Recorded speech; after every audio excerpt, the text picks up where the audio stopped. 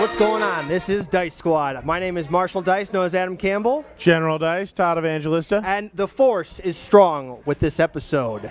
And we have quite the guest today. Who do we have today, General? I don't know. I can't read his name tag. Oh. Well, introduce yourself. I will introduce myself. I'm Mike Jundi. I'm a chapter organizer with the North Coast Gamers and former store owner of Gamers Inc. That's Sweet. right. That's right. And we're here to have you demo a print and play game that you have that you hope to eventually develop and produce and publish. And it has a name, but it doesn't have a non-copyrighted name. Yes, that is very true. When we were discussing the dual nature of this kind of deck builder mechanic, where you're starting with all energy, as opposed to sometimes you have a hand of cards, some purchase power, some victory points, or some combination there. I wanted that dual nature, and what better intellectual concept than Star Wars to exhibit that. So we use. For those who don't know, in Star Wars universe, there is the dark side of the Force and the light side of the Force. And the dark side has cookies, is what I've heard. And the dark side is very tempting. And there's also a episode 7 coming in less than 11 months. Really? Right. Yeah. I heard about that. That sounds interesting, guys. But the dark side, once you go down that path, forever will it haunt your path or something like that. I'm sure. There's a very mangled quote by Yoda. Yoda always talked backwards. I tried to straighten it out. Ended up tangling it worse. That was deep, General. Very deep. Thank you. Well, let's talk about this game. Well, how did you come about? What was the concept for the idea for this game? Okay, so like I said, we've all played deck builders. Hopefully, a great new genre of game. We were looking at it as a way of introducing the Star Wars property to the deck builder environment, because there hasn't been one developed yet. Also, the idea of having a light and dark, or good and evil, that dichotomy as you build through the deck builder game. And then we also wanted to explore the possibilities of a combat system within a deck builder. Most deck builders will take the player's deck versus the environment or versus the game. We wanted to have an element of player versus player combat within the deck builder. So I'll talk about a lot of that, but basically this came out of me and a couple of my buddies in our play group deciding this might be a good idea. We grokked the ideas for quite a bit, and then we came up with mock-ups of the cards, realized that getting the licensing for this kind of property was going to be way beyond any of our budgets. So it has basically inhabited the dinner table and the gaming table. So you could say the force wasn't strong with this one. It was not. The force was strong, but our pockets were shallow. So. So now, how do you play this game? Just give us an overview. As with any standard deck builder, you're going to have a group of cards that you're going to be able to purchase. We've gone with the theme of this is the cantina. So the cards, which include characters, ships, and equipment, as well as more advanced or deeper emotions, can be purchased out of the cantina. You have a standard deck to start with, and in this case, it's all light and or dark side emotion that'll be in your starting deck. So you can have like Luke Skywalker and Darth Vader in the same deck. Yes, you can. There are some missions, which are the goal of the game, though, that may require 2 different characters from different factions. Sometimes they require all light or all dark side faction.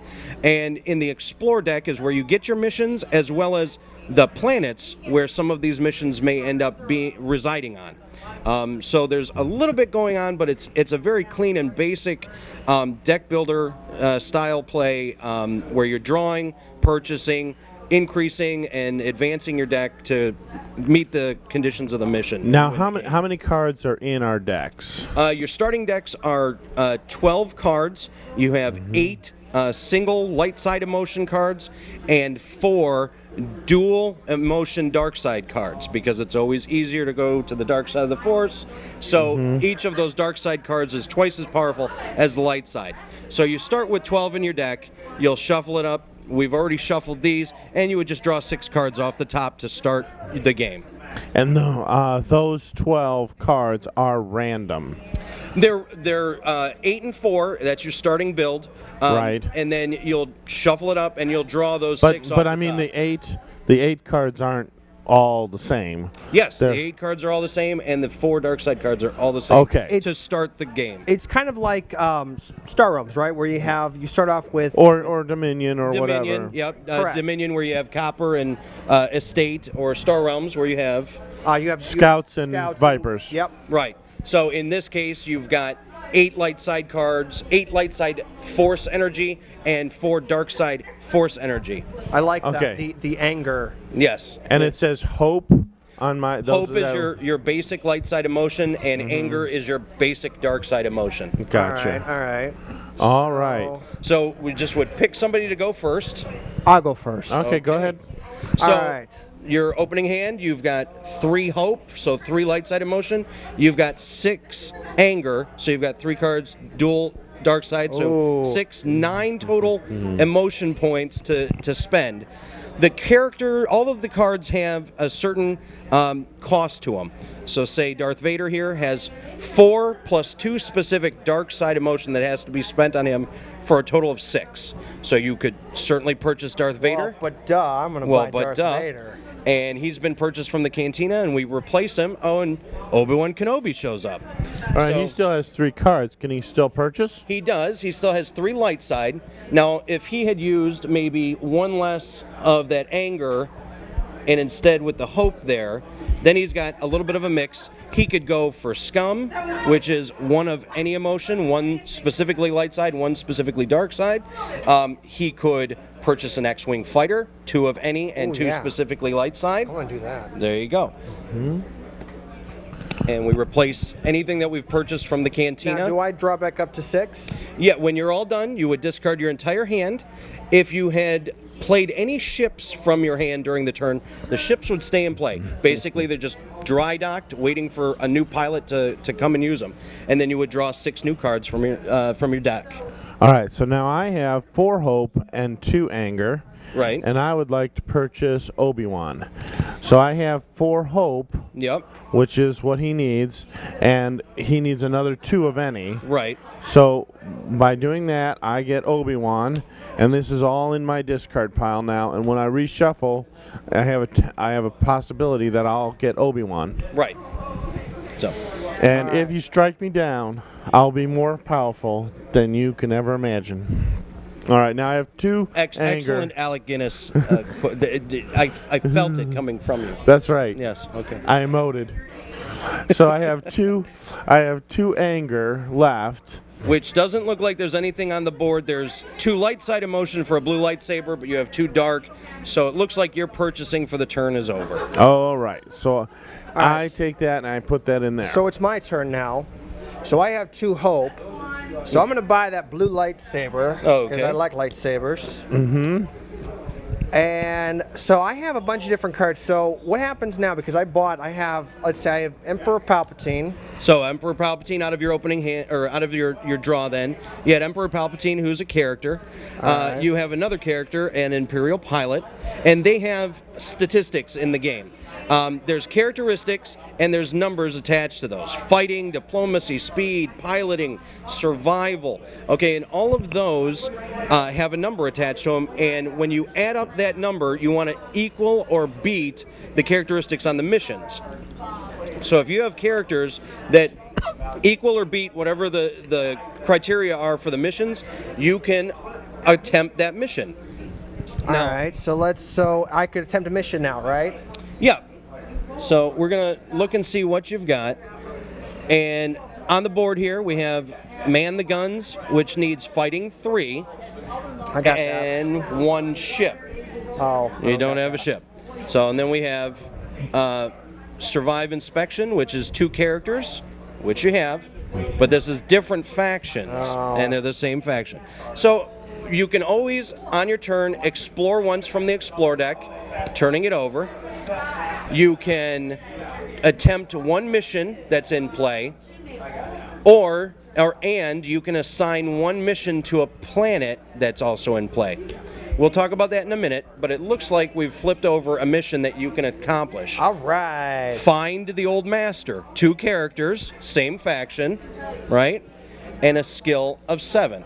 I don't think I got the skill. Did you have some? You had some dark side force, I think. No, I had light. I had hope. Well, here's another little trick. All right. So we've got sacrifice an emotion to draw a card. So if you sacrifice that hope out of here, which is part of the thinning process of any deck builder, you want to get those weaker cards out of your deck. All right. You can draw a card. Hey! Hey, look at that. So anger and Emperor Palpatine's going to feed the anger through his dark side forces. You can spend 1 dark side emotion. Each other dark side character you control gets +1 skill. Sweet. Skill is just a generic skill. You can add it to whatever. You've already got diplomacy. You can burn through that, and I'm sure that you're going to be able to keep burning through it and get up to that requisite 7 skill. So he's thinned his deck a little. He's got a lot of anger issues going on, and he's going to accomplish that mission. All right, now when that mission is accomplished, does it go in the discard deck? Is it in his deck now? It's in a victory pile off to the side. Okay. And before the game starts, because it's kind of a adaptive time frame as to how long you're going to want to play, you can set the limit to, we're going to play sudden death. Whoever wins the first mission wins. We'll shuffle it up, go again. Or you could do 2 or 3 missions.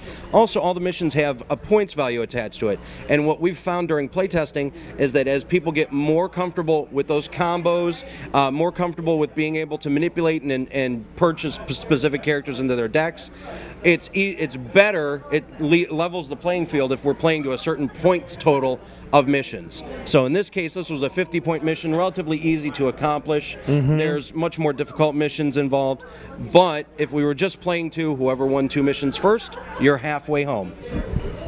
In your face, General. All right, well, let's see what I do. I have some hope, some anger, Yoda, Princess Leia, and a green lightsaber. Okay. So I can't do the one that requires a ship. But 2 characters, different factions. I have survival too, but I don't have the ship. Looks like I have to take a card off the top. Oh, that looks like an easy one. We are hitting the Womp Rat. All right. If only we had Luke in play. All right, I have fighting. I have it easily, but what do I need? I need pilot 2. Oh. I don't have pilot 2. Well, it does not look like we're completing a mission on your turn. Okay, so what can I buy? Now, can I use Yoda, Princess Leia, the green lightsaber to purchase anything? No, these are characters that are just meant to be meeting the requirements of the mission. All right. So in this case, we did not hit on that right combination, even though we had Yoda and a green lightsaber and Princess Leia going out. Just were not able to come up with anything for them to do on this turn.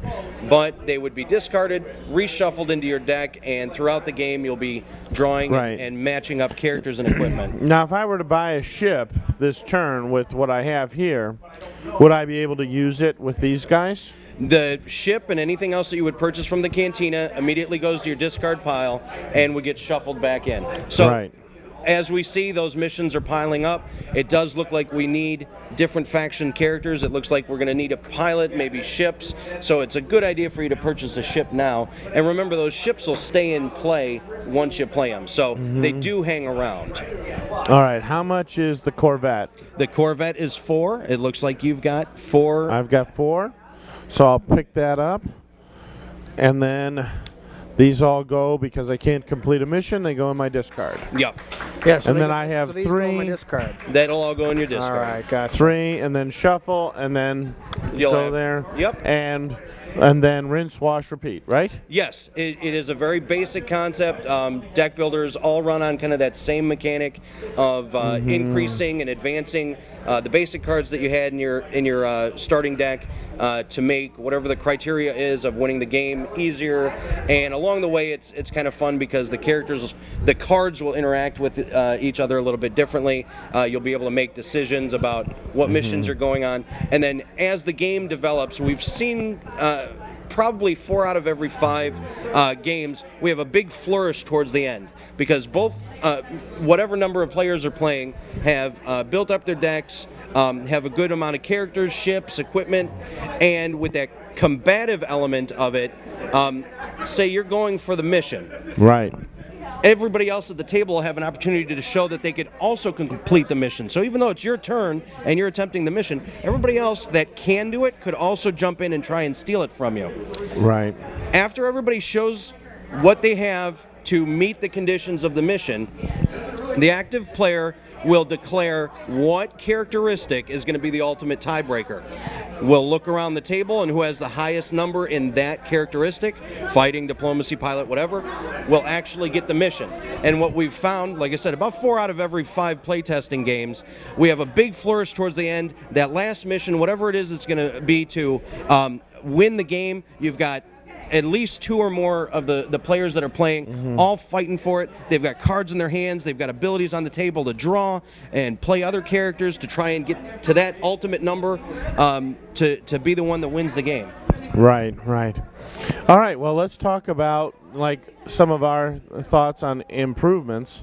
For instance, if you wanted to get away from light and dark, you could do law and chaos. Right. So it would still have the dichotomy that you want, and if you wanted to get away from these characters, you could do, for instance, Edmund Hamilton and Lee Brackett were pulp writers, and Lee Brackett wrote a first draft of Empire Strikes Back. Okay. But she also did Ginger Star, you know, some fantasy space opera, basically. Okay. Yep. Same thing with Captain Future by Edmund Hamilton. He also did Star Wolves, things like that.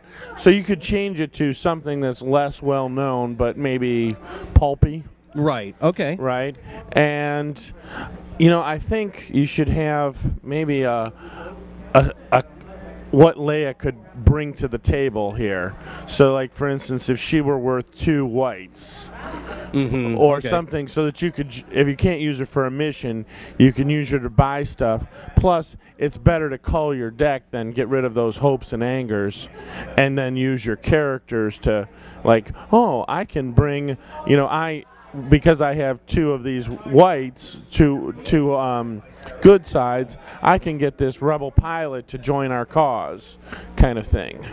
That's a great idea, and some of the variants that we've tried as we go through the process was including a well-known character in the build, similar to the Lord of the Rings deck builder, where you have a character card in front of you, as well as one of the character's kind of special cards in the starter build. Okay. But having a wider variety of abilities, I felt in a base introductory game was probably to try and keep it as flat as possible. And also the Yoda is much more powerful, or you wouldn't want to have somebody have a total like Darth Vader, and the other person has Wedge Antilles or something. Yeah.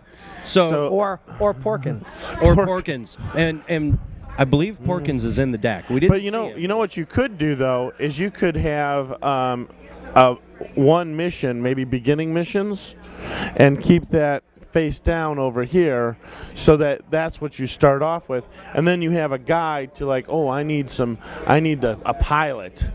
You see what I mean? Right. And Star Trek, the deck builder, actually had in the original series version of that game, everybody had starter missions off to the side that only they could accomplish. So that's definitely a design element that's been visited by other deck builders. Right. But it would give you, even if you just had one, it would give you a guide as to what to purchase from the cantina. Yeah, a way of kind of determining the flow of your deck. Right. Yeah, no, that's a good idea.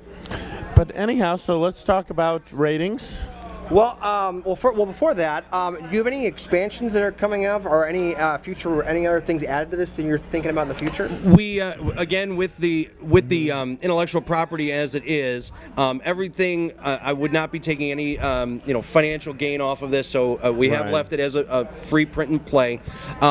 And I like the 2 decks that you have, the mission deck and the Cantina deck.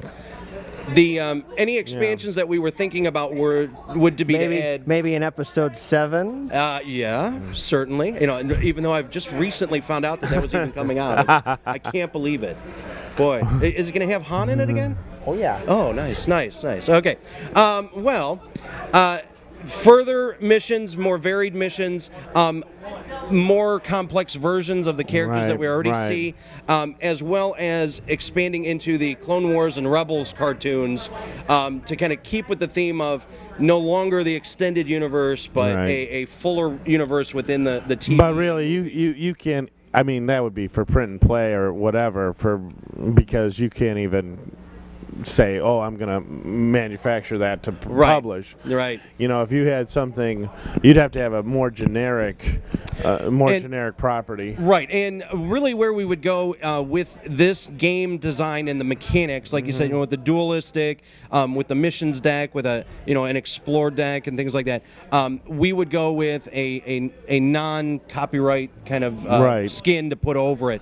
But we wanted to see if the mechanics worked, and a Rebel pilot could easily become a Grecian warrior, and the Wampa could easily become a Minotaur, and then now we've got a fantasy environment. So Right. You're jumping genres, man. You're blowing just my mind. going all over the place here. I know. But you could even do like Traveler, which is GURPS, whatever, those kind of generic space opera type things. If we wanted to stick with the ships and the missions and that kind of high space opera fantasy, we could stay with that too. And if you change it to Law and Chaos, you could do Firefly. Yeah, but I don't think you're going to get that one. I'm still waiting for that second season. I think I have a good in with Nathan Fillion, though. Oh, yeah? Really? You're both ruggedly handsome. No. So. Well, anyway, I'm wearing my brown shirt. No? No. Okay. No. Anyway, but as always in our show here, General, with 10 being the best, 1 being the worst, what would you rate this game? Oh, I like it. Yeah, I'd say it's solid 8.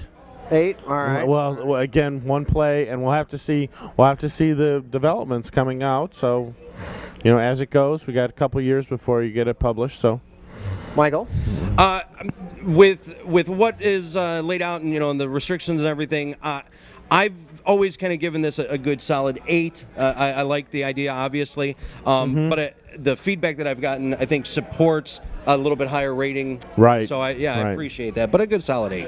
I'd have to agree with that too. I'd have to give it an 8 as well. I mean, I like the artwork. I like the missions and everything. It makes you kind of feel like you're in the Star Wars universe. Yeah. It's really nice. But yeah, this is great. So. We got to get going? We got to get going. We got to zoom on out of here and go fight some Rebel scum. But we'll see you next time here at the Groundhog Day Gaming Retreat. From all of us here at Dice Squad, this is Marshall Dice, known as Adam Campbell. General Dice, Todd Evangelista, making the jump to Lightspeed. Mike Jundi from Gamers Inc. and North Coast Gamers. I appreciate you guys having me on, and may the Force be with you. See you later. Bye-bye.